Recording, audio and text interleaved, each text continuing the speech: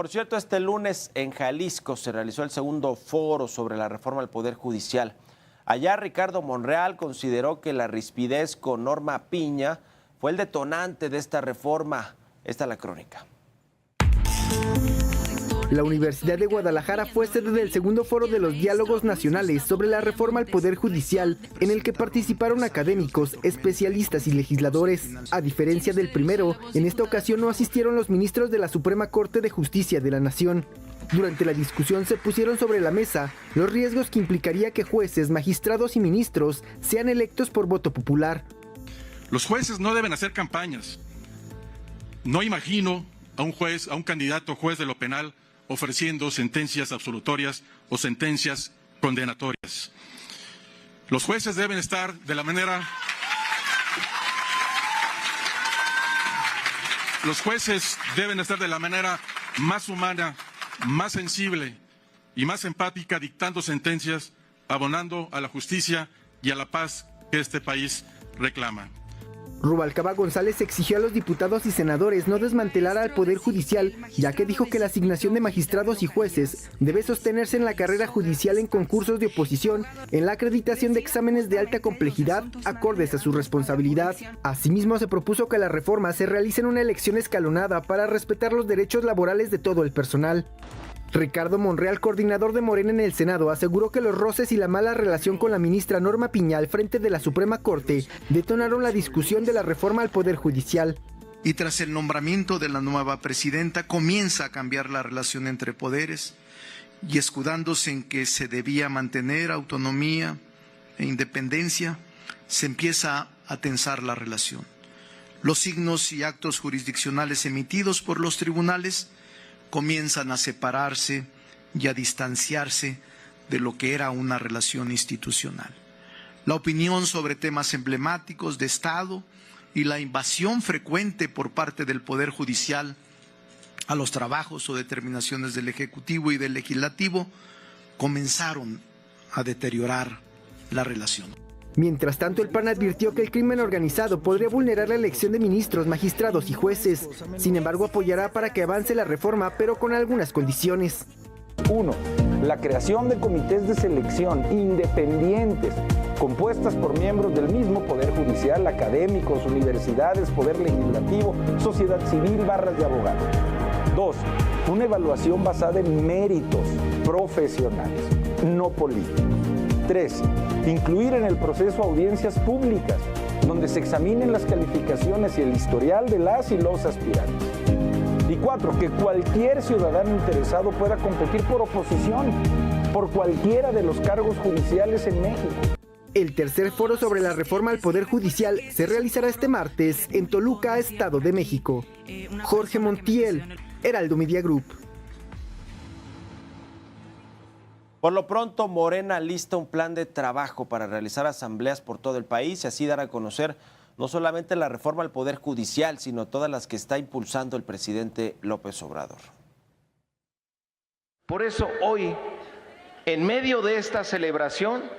los quiero invitar a que sigamos el activismo haciendo las asambleas para defender las siguientes reformas.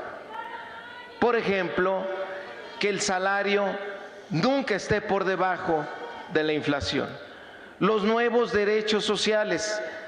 los apoyos para las mujeres entre los 60 y 64 años, las becas para todos los niños de primaria y secundaria y la no reelección que ha propuesto nuestra candidata presidencial.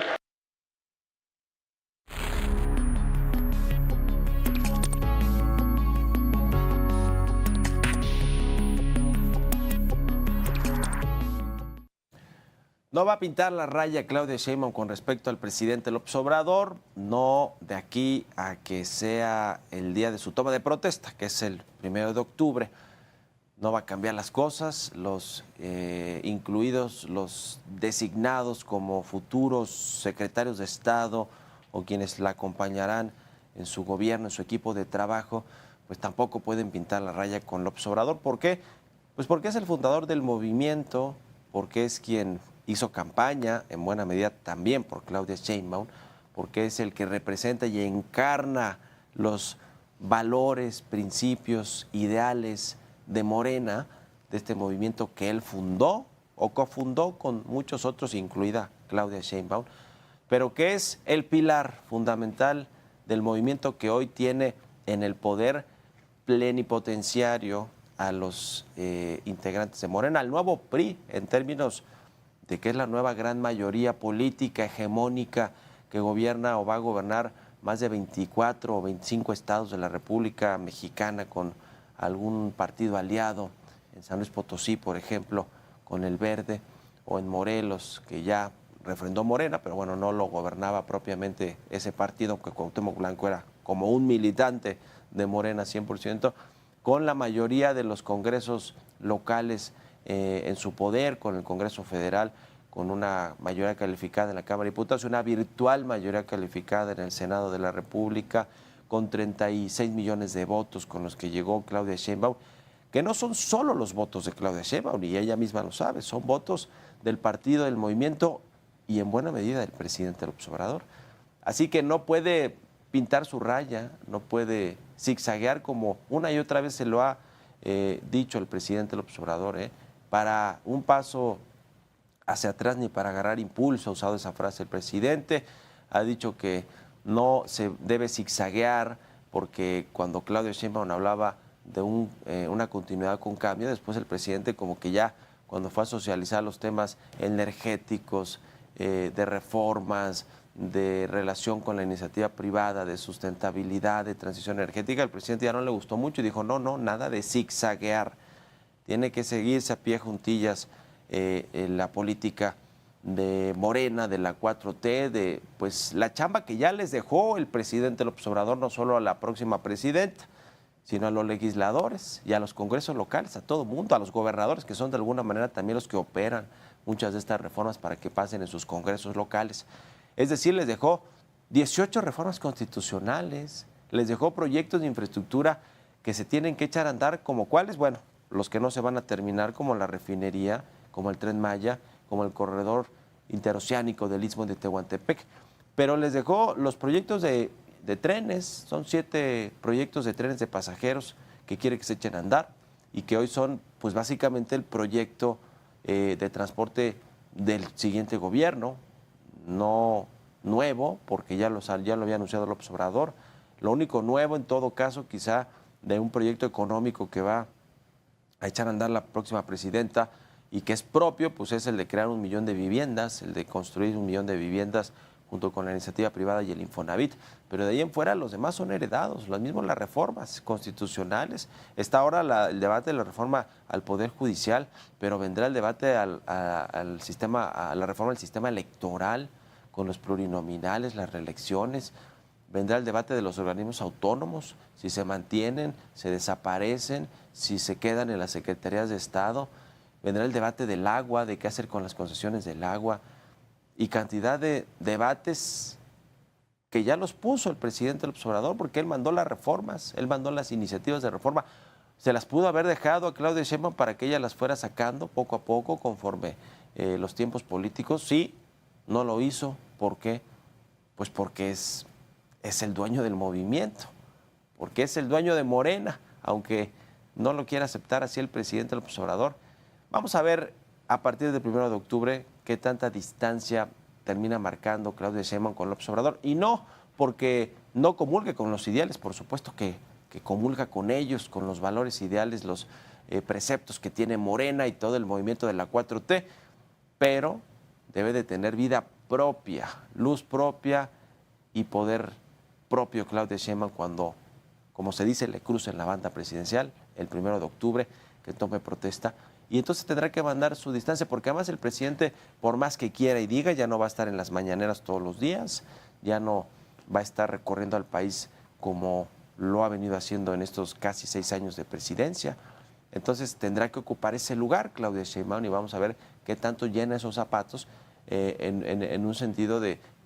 que los vacíos que va a dejar el presidente López Obrador se van a llenar con algo, y a ver si Claudia Sheinbaum termina de llenarlos en términos de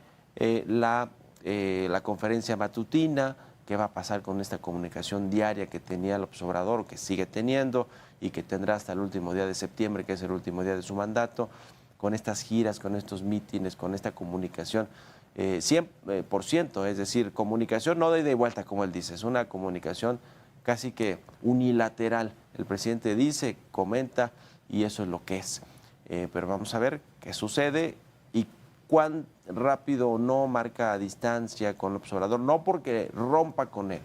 pero marcar distancia significa crear su propia imagen de presidente de la República y su propia luz política. Claudia Sheinbaum que lo tendrá que hacer tarde o temprano, pero vamos a ver cuánto tiempo se tarda y de qué manera y cómo reaccionan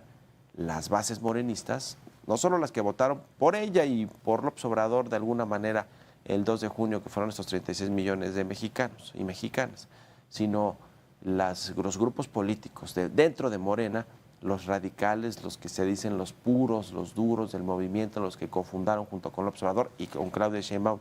el movimiento de Regeneración Nacional. En fin, vamos a ir viendo cómo se mueven las aguas en Morena a partir del 1 de octubre, pero de que habrá cierta separación del López Obrador, eso me parece que es inexorable, es imposible que no suceda así, ya lo veremos.